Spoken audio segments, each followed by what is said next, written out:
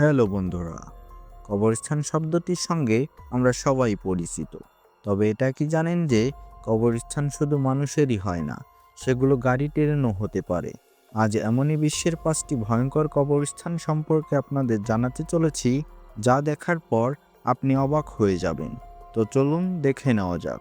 Number 5, এই লাল telephone booth কবরস্থানে দেখা মিলবে ইংল্যান্ডে।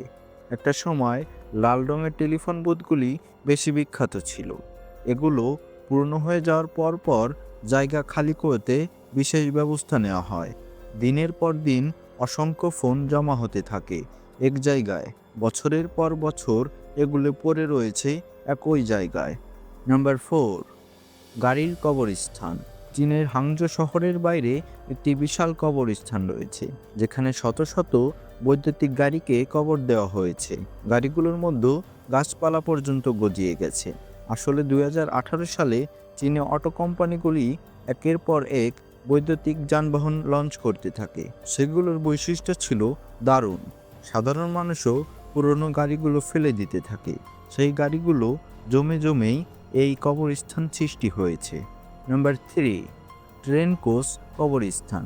গ্রিসের দ্বিতীয় বৃহত্তম শহরে থেসালোনিকিতে একটি ট্রেন কবরস্থান রয়েছে। 1980-র দশক থেকে যে কোচগুলি পুরনো হয়ে যায়, প্রশাসন সেগুলিকে এখানে এনে ফেলে দেয়। বছরের পর বছর ধরে ট্রেনের কোচগুলি এখানে এইভাবে পড়ে আছে।